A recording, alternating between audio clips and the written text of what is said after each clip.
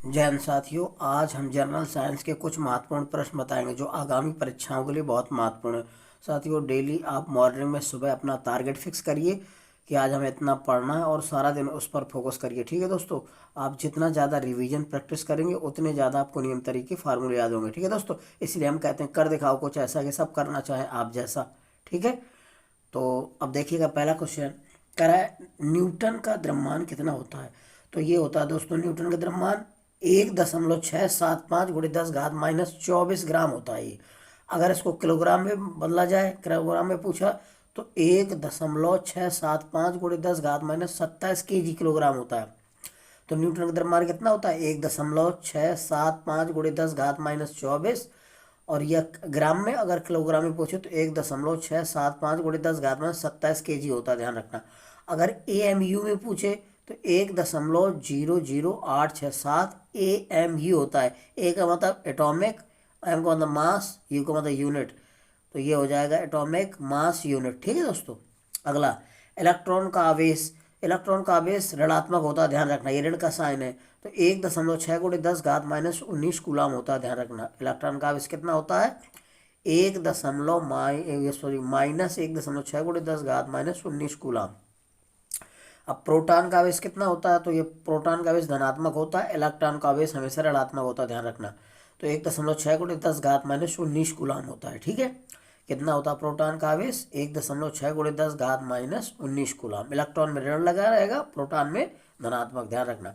प्रकाश का वेग कितना होता है? तो 3 × 10 घात मीटर प्रति सेकेंड जो प्रकाश का वेग होता है, तो 3 × 10 घात 8 मीटर प्रति सेकंड है, ध्यान रखना। प्रकाश का वेग कितना होता है? 3 × 10 घात 8 मीटर प्रति सेकंड होता है। ठीक है, अगला है, कह रहा है एक वायुमंडलीय दाब बराबर होता है 1.013 × 10⁻5 न्यूटन प्रति मीटर स्क्वायर। ठीक है, ध्यान रखना।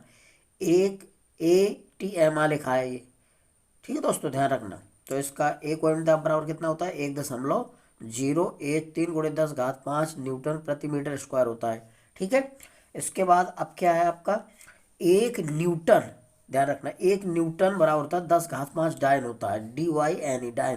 तो एक न्यूटन अक्सर पूछा जाता है, एक न्यूटन बराबर कितने डायन होता है? 10⁻5 डायन होता है, ध्यान रखना। अगला, एक जूल बराबर होता है 10⁻7 अर्ग होता है। एक जूल बराबर कितना होता है? 10⁻7 अर्ग। ठीक है, ध्यान रखना। एक जूल बराबर, जे का मतलब जूल है, एन का मतलब न्यूटन है, तो एक जूल बराबर कितना? 10⁻7 अर्ग होता है। ERG अर्गा लिखा है, ठीक है।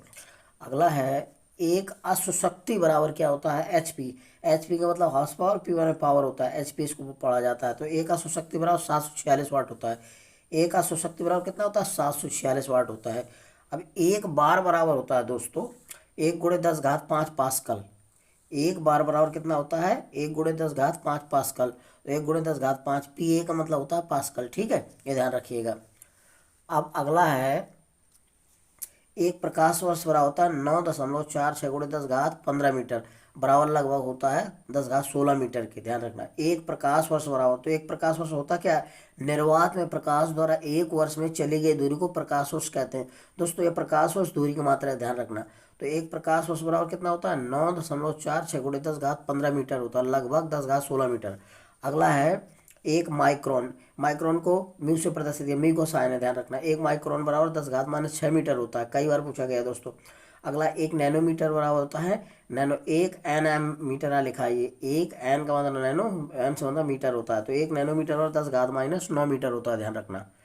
एक नैनोमीटर बराबर 10⁻9 मीटर। एक स्टाम बराबर होता है, एक स्टाम को प्रदर्शित करते हैं एक और A0 ऊपर लिख देते हैं, ध्यान रखना। तो एक स्टाम बराबर 10⁻10 होता है। एक स्टाम बराबर कितना होता है? 10⁻10 मीटर। ठीक है, अब अगला है, एक एक्स मात्रक बराबर होता है 10⁻13 मीटर।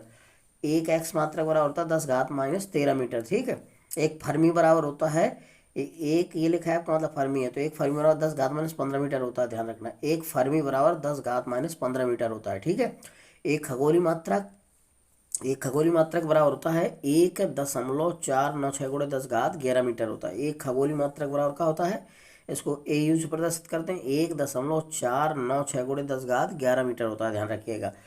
अब आता है पारसेक। ये आपका एक पारसेक बराबर होता है 3.084 × 10⁻16 मीटर होता है, ध्यान रखना। लगभग 3 प्रकाश वर्ष बराबर होता है। एक पारसेक, दोस्तों पारसेक दूरी का मात्रक है, सबसे बड़ा ध्यान रखना। एक पारसेक बराबर होता है 3.084 गुणे 10⁻16 मीटर, या 3 प्रकाश वर्ष के बराबर होता है लगभग। अगला नोट, सूर्य तथा पृथ्वी के बीच की औसत दूरी को खगोलीय मात्रक कहते हैं। सूर्य तथा पृथ्वी के बीच की औसत दूरी को क्या कहते हैं? खगोलीय मात्रक। और ये सूर्य तथा पृथ्वी के बीच की दूरी कैसे ज्ञात करते हैं? पारसेक से मापते हैं, ध्यान रखना। किससे? पारसेक से। सूर्य तथा पृथ्वी के बीच की औसत दूरी को खगोलीय मात्रक कहते हैं, और सूर्य और पृथ्वी के बीच की दूरी की जो औसत दूरी होती है उसको हमेशा पारसेक से मापते हैं। ठीक है साथियों, ध्यान रखिएगा। अगला है 1 किलोवाट घंटा बराबर होता है, 1 किलोवाट घंटा को 1 के का मतलब किलो, डब्ल्यू का मतलब वाट, एच का मतलब घंटा होता है। तो 1 किलोवाट घंटा बराबर होता है 3.6 गुणे 10⁻6 जूल होता है, ध्यान रखना। 1 किलोवाट घंटा, और 1 किलोवाट घंटा ऊर्जा का बड़ा मात्रक होता है, ध्यान रखना। किलोवाट घंटा किसका मात्रक होता है? ऊर्जा का। तो 1 किलोवाट घंटा बराबर होता है 3.6 गुणे 10⁻6 जूल होता है, कई बार पूछा गया, ध्यान रखिएगा। 1 इलेक्ट्रॉन वोल्ट बराबर होता है 1.6 गुणे 10⁻−19 जूल। 1 इलेक्ट्रॉन वोल्ट, ये इलेक्ट्रॉन वोल्ट भी ऊर्जा का मात्रक है, तो इसका मान होता है 1.6 गुणे 10⁻−19 जूल। और इसे 1 EV से प्रदर्शित किया, का मतलब इलेक्ट्रॉन, वी का मतलब वोल्ट होता है, ध्यान रखना। अगला है 1 किलोवाट बराबर 1000 वाट होता है, 1 किलोवाट बराबर 1000 वाट होता है, या इसी को लिख सकते हैं 1.34 HP, हॉर्स पावर। HP का मतलब हॉर्स पावर। तो 1 किलोवाट बराबर 1.34 HP भी होता है, ध्यान रखना। ठीक है। अब अगला क्या है?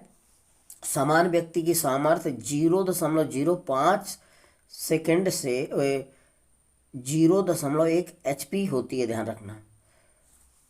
एक समान व्यक्ति की सामर्थ्य कितनी होती है? सॉरी, 0.05 से है, ये सेकंड नहीं, सॉरी। तो 0.1 HP होती है। एक समान व्यक्ति की सामर्थ्य कितनी होती है? 0.05 से 0.1 HP, अर्थात 39 वाट से 79 वाट तक होती है। एक समान व्यक्ति की जो सामर्थ्य होती है वो 39 वाट से 79 वाट तक होती है, ध्यान रखना। ठीक है। अगला है 1 वाट घंटा कितने जूल के बराबर होता है? तो 1 वाट घंटा 3600 जूल के बराबर होता है। 1 वाट घंटा कितने के बराबर होता है? 3600 जूल के बराबर होता है। 1 वाट घंटा 3600 जूल के बराबर होता है, ध्यान रखिएगा। ठीक है। अब अगला है एक कुली 40 किलोग्राम द्रव्यमान का बोझ लेकर क्षैतिज प्लेटफार्म पर 20 मीटर की दूरी चलता है। उसके द्वारा गुरुत्वीय बल के विरुद्ध किया गया कार्य कितना होता है? दोस्तों 0 होता है, ध्यान रखना। द्रव्यमान का कोई प्रभाव नहीं पड़ता है। एक कुली 40 किलोग्राम द्रव्यमान का बोझ लेकर क्षैतिज प्लेट पर 20 मीटर की दूरी चलता है। उसके द्वारा गुरुत्वीय बल के विरुद्ध किया गया कार्य कितना होता है? 0 होता है, ध्यान रखना हमेशा। आइंस्टीन का द्रव्यमान ऊर्जा संबंध क्या होता है? आइंस्टीन का द्रव्यमान ऊर्जा संबंध क्या होता है? E = mc² होता है, कई बार पूछा गया है। आइंस्टीन का द्रव्यमान ऊर्जा संबंध क्या है? E = mc²। ठीक है। ई यहाँ ध्यान रखना ऊर्जा है, m द्रव्यमान है, और c प्रकाश का वेग है, ध्यान रखना। ठीक है। अगला, प्रत्यास्थ संगठन में रेखीय संवेग और गतिज ऊर्जा राशि संरक्षित रहती है, यानी नियत रहती है। जब प्रत्यास्थ संगठन पूछा जाता है कि प्रत्यास्थ संगठन में क्या नियत रहता है, क्या? तो रेखीय संवेग और गतिज ऊर्जा दोनों संरक्षित रहते हैं या नियत रहते हैं। संरक्षित का मतलब होता है नियत रहती है, ध्यान रखना। प्रत्यास्थ संगठन में प्रत्यास्थ संगठन में रेखीय संवेग और गतिज ऊर्जा राशि क्या होती है? नियत रहती है। तथा अप्रत्यास्थ संगठन में रेखीय संवेग नियत रहता है। तो अप्रत्यास्थ संगठन में क्या होता है? रेखीय संवेग नियत रहता है। और प्रत्यास्थ संगठन, ध्यान रखना, रेखीय संवेग और गतिज ऊर्जा दोनों नियत रहती है, लेकिन अप्रत्यास्थ संगठन होता है तो उसमें केवल रेखीय संवेग नियत रहता है, ध्यान रखना। ठीक है। अगला है गुरुत्वाकर्षण नियतांक जी का मान सबसे पहले केवेडिश ने एठन तुला द्वारा ज्ञात किया जाता। पूछा जाता है गुरुत्वाकर्षण नियतांक जी का मान, कैपिटल जी है, का मान सबसे पहले किसने ज्ञात किया था, किसके द्वारा? तो केवेडिश ने एठन तुला द्वारा ज्ञात किया था। जी का मान होता है 6.67 गुणे 10⁻11 न्यूटन मीटर स्क्वायर प्रति किलोग्राम होता है। कितना होता है कैपिटल जी का मान? 6.67 गुणे 10⁻11 न्यूटन मीटर स्क्वायर प्रति किलोग्राम होता है, ध्यान रखना, किलोग्राम स्क्वायर। अब अगला है गुरुत्वीय त्वरण जी का मान केवल स्थान पर निर्भर करता है, ध्यान रखना। गुरुत्वीय त्वरण जो स्मॉल जी होता है का मान केवल स्थान पर निर्भर करता है। ये वस्तु के रूप, आकार और द्रव्यमान पर निर्भर नहीं करता, ध्यान रखना। जो गुरुत्वीय त्वरण पूछा जाता है कि गुरुत्वीय त्वरण का मान किस पर निर्भर नहीं करता, तो ध्यान रखना आकार और द्रव्यमान पर निर्भर नहीं करता। जो वस्तु का रूप है, आकार है और द्रव्यमान पर निर्भर नहीं करता। इसका मान होता है 9.8 मीटर प्रति सेकंड स्क्वायर। तो जो गुरुत्वीय त्वरण है इसका मान अलग अलग स्थानों पर भिन्न अलग अलग होता है, ध्यान रखना। तो ये जो है केवल स्थान पर निर्भर करता है, ये वस्तु के रूप, आकार और द्रव्यमान पर निर्भर नहीं करता। और पृथ्वी पर हर जगह जी का मान अलग अलग होता है। ठीक है दोस्तों, ध्यान रखिएगा। गुरुत्वीय त्वरण जी का मान पृथ्वी की सतह पर भूमध्य रेखा पर न्यूनतम और ध्रुवों पर अधिकतम होता है। ध्यान रख, पूछा जाता है जी का मान पृथ्वी की सतह पर कहाँ पर न्यूनतम होता है, तो ध्रुवों पर, यानी भूमध्य रेखा पर क्या होता है दोस्तों, न्यूनतम होता है, और ध्रुवों पर अधिकतम होता है। ध्यान रखना, गुरुत्वीय त्वरण जी का मान भूमध्य रेखा पर न्यूनतम होता है, भूमध्य का मतलब विषुवतीय रेखा, ध्यान रखना, और ध्रुवों पर अधिकतम होता है, अधिकतम पूछा जाता है। ठीक है दोस्तों, ध्रुवों पर अधिकतम मान कहाँ होता है, ध्रुवों पर अधिकतम होता है जी का मान, और न्यूनतम होता है कहाँ, भूमध्य रेखा, इसी को विषुवतीय रेखा बोला जाता है। ध्यान रखना, और जी का मान, ध्यान रखना, ऊपर और नीचे जाने पर हमेशा घटता है। जी का मान ऊपर या नीचे जाने पर हमेशा क्या होता है, घटता है। तो भूमध्य रेखा पर जी का मान न्यूनतम और ध्रुवों पर अधिकतम होता है, इसको ध्यान रखिएगा। ठीक है साथियों, अगला है इसी में, इसीलिए किसी वस्तु का भार पूछा जाता है, किसी वस्तु का भार ध्रुवों पर कैसा कितना होता है, तो अधिकतम होता है। ध्यान रखना, किसी वस्तु का भार ध्रुवों पर अधिकतम और भूमध्य रेखा पर न्यूनतम होता है। पूछा जाता है किसी वस्तु का भार ध्रुवों पर अधिकतम या न्यूनतम होता है, तो अधिकतम होता है ध्रुवों पर, क्योंकि जी का मान ध्रुवों पर अधिकतम होता है, इसलिए भार भी अधिकतम होगा, और भूमध्य रेखा यानी कि विषुवत रेखा पर न्यूनतम होता है। ध्यान रखना, जबकि दोनों स्थानों पर द्रव्यमान क्या होता है, समान रहता है। जो इसका द्रव्यमान होता है वो समान रहता है दोनों पर, कहाँ पर, भूमध्य रेखा पर और ध्रुवों पर जी का वो द्रव्यमान क्या होता है, समान रहता है। ठीक है, द्रव्यमान समान रहेगा दोनों जगह, ध्यान रखना। अब अगला है, गुरुत्वीय त्वरण जी का मान वस्तु के द्रव्यमान पर निर्भर नहीं करता। अभी बताया हमने कि जो गुरुत्वीय त्वरण का मान है पृथ्वी के वस्तु के द्रव्यमान पर निर्भर नहीं करता। गुरुत्वीय त्वरण जी का मान वस्तु के द्रव्यमान पर निर्भर नहीं करता। अक्सर पूछा जाता है गुरुत्वीय त्वरण का मान किस पर निर्भर नहीं करता, तो द्रव्यमान पर निर्भर नहीं करता। अगला, चंद्रमा पर गुरुत्वीय त्वरण जी का मान पृथ्वी की सतह का जी का मान कितना हो, 1/6 होता है। पूछा जाता है चंद्रमा पर गुरुत्वीय त्वरण का मान कितना होता है, तो जो पृथ्वी पर गुरुत्वीय त्वरण है जी उसका 1/6 गुना होता है। ध्यान रखना, यानी कि जी/6 होगा। ध्यान रखना, जैसे मान लीजिए कि पृथ्वी पर किसी व्यक्ति का भार 60 है, कितना है, 60 kg है मान लो, तो अब चंद्रमा पर कितना होगा, तो उसमें अगर उसका 1/6 गुना कर देंगे, 6 भाग करेंगे तो 10 kg हो जाएगा उसका। ध्यान रखना, ठीक है। अब अगला है, यदि पृथ्वी अपने अक्ष के परता घूर्णन बंद कर दे तो विषुवत रेखा पर जी का मान क्या होता है, बढ़ जाता है हमेशा। यदि पृथ्वी अपने अक्ष के परता घूर्णन बंद कर दे तो विषुवत रेखा पर जी का मान क्या होगा, बढ़ जाता है। पूछा जाता है कम हो जाएगा या बढ़ जाता है, तो यदि पृथ्वी अपने अक्ष के परता घूर्णन बंद कर दे तो विषुवत रेखा पर जी का मान क्या होगा, बढ़ जाएगा। अगला है, पृथ्वी सतह के समीप परिक्रमा करने वाले उपग्रह की चाल लगभग कितनी होती है, 8 किलोमीटर प्रति सेकंड होती है। ध्यान रखना, पृथ्वी सतह के समीप परिक्रमा करने वाले उपग्रह की चाल, जो वेग, उपग्रह का वेग पूछे या चाल पूछे तो 8 किलोमीटर प्रति सेकंड होती है। तथा परिक्रमण काल कितना होता है, 84 मिनट होता है। इसका परिभ्रमण काल, जो परिक्रमण करते हैं घूर्णन, तो उसका समय कितना होता है, 84 मिनट होता है। ध्यान रखना, परिक्रमण काल कितना होता है, 84 मिनट, और चाल कितनी होती है, 8 किलोमीटर प्रति सेकंड। ध्यान रखना। अगला है, पृथ्वी तल पर पलायन वेग का मान कितना होता है, 11.2 किलोमीटर प्रति सेकंड होता है। अक्सर पूछा गया दोस्तों, ये ध्यान रखना, पृथ्वी तल पर पलायन वेग का मान कितना होता है, 11.2 किलोमीटर प्रति सेकंड। पृथ्वी तल पर पलायन वेग का मान कितना होता है, 11.2 किलोमीटर प्रति सेकंड होता है पृथ्वी पर पलायन वेग। ठीक है दोस्तों, पलायन वेग क्या होता है, यदि किसी वस्तु को इतना वेग दे दें कि वापस लौटकर पृथ्वी पर ना आए, वो चली जाती है अंतरिक्ष में, तो वही पलायन वेग कहलाता है। तो पलायन वेग अगर इतना वेग दे दें 11.2 किलोमीटर प्रति सेकंड, ठीक है दोस्तों, तो वस्तु पृथ्वी पर वापस लौट कर नहीं आएगी। ठीक है दोस्तों। अब दोस्तों कुछ कोण और आकृति हैं, ये रसायन विज्ञान के क्वेश्चन पूछे जाते हैं। देखिए, जैसे ये मेथेन लिखा है CH4, तो कोण बनाता है 109.28 मिनट का। ध्यान रखना, और मेथेन की आकृति पूछा जाता है कैसी होती है, तो समचतुष्फलकी या चतुष्फलकी होती है। ध्यान रखना, मेथेन की आकृति कैसी होती है, समचतुष्फलकी या चतुष्फलकी। ध्यान रखना, और कितने कोण, कितने डिग्री का कोण बनाता है ये, तो 109.28 मिनट का। ध्यान रखना, और ये SiCH4 इसके कितना होता है, ये भी आपका बनाएगा 109 और 28 मिनट का। और इसकी भी आकृति कैसी होती है, समचतुष्फलकी होती है, समचतुष्फलकी या चतुष्फलकी, ध्यान रखना। अमोनिया NH3 जो है कैसी कितना कोण बनाता है, 107 डिग्री का। NH3 अमोनिया जो कोण बनाता है 107 डिग्री का। और इसकी आकृति कैसी होती है अमोनिया की, पिरामिडी होती है, पिरामिडी होती है, ध्यान रखना। अमोनिया की आकृति कैसी होती है, पिरामिडी होती है। और ये कोण कितना बनाता है NH3 अमोनिया, 107, ध्यान रखना, डिग्री। और अमोनिया की आकृति कैसी होती है, पिरामिडी, अक्सर पूछा गया है। अब ये जल जो होता है H2 तो कितना कोण बनाता है, 104.5 डिग्री। कोण ही पूछा जाता है, ध्यान रखना इसका। H2 का कोण, कोण कितने का बनाएगा, 104.5 डिग्री का। और इसकी आकृति कैसी होती है, जल की, कोड़ी होती है।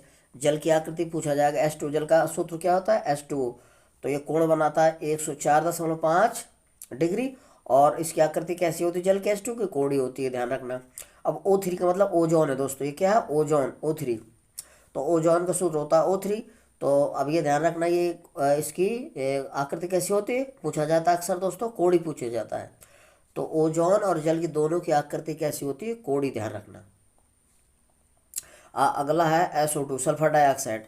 तो ये कोण कितना बनाता है, 120 डिग्री से कम बनाता है, ये छोटा का चिन्ह है दोस्तों।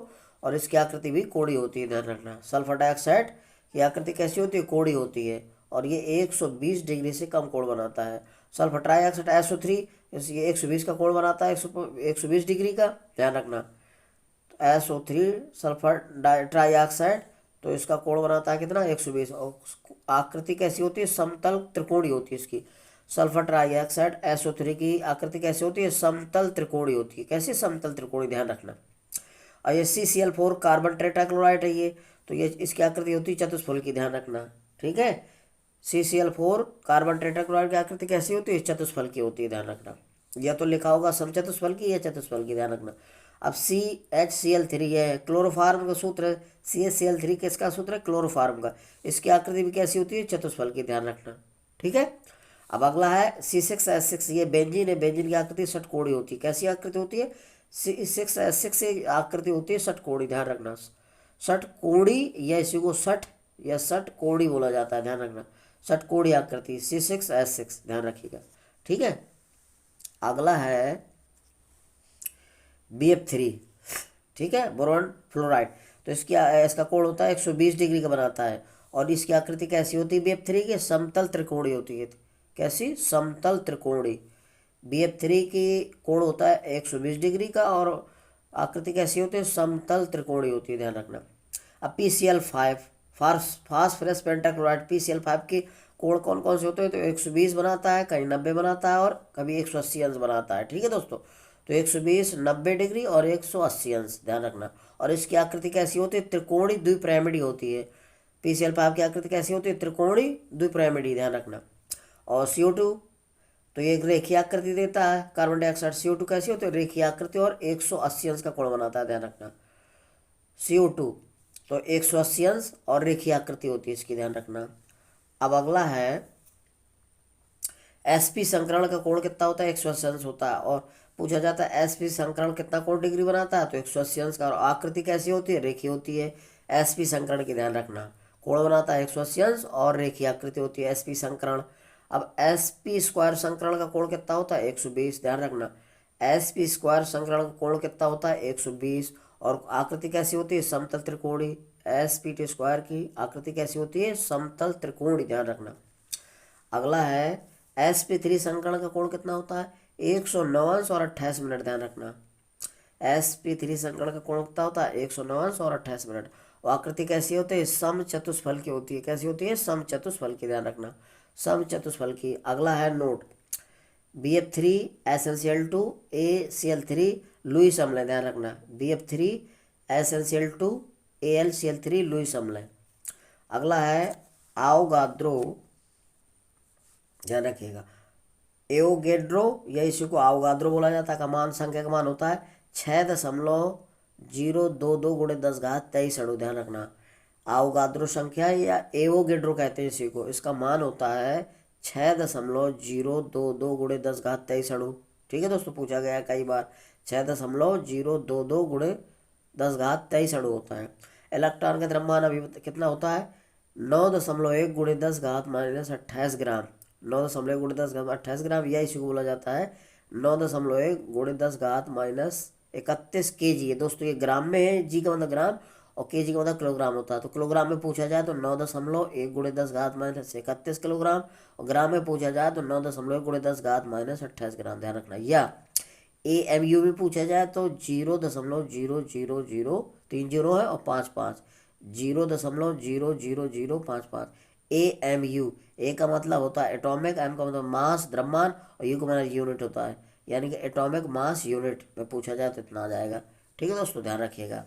अब अगला है प्रोटॉन का द्रव्यमान कितना होता है, तो 1.765 गुणे 10 घात -24 ग्राम होता है, ध्यान रखना। यहाँ 5 ना करके 3 होता है दोस्तों। कितना होता है, 3। 1.763 गुणे 10 घात -24, ये ग्राम में है। 1.763 गुणे 10 घात -24 ग्राम में, और ये होता है 1.763 गुणे 10 घात माइनस, ये होगा हमारा 24×3 = 27 होगा, सॉरी इसमें केजी में 27 होगा।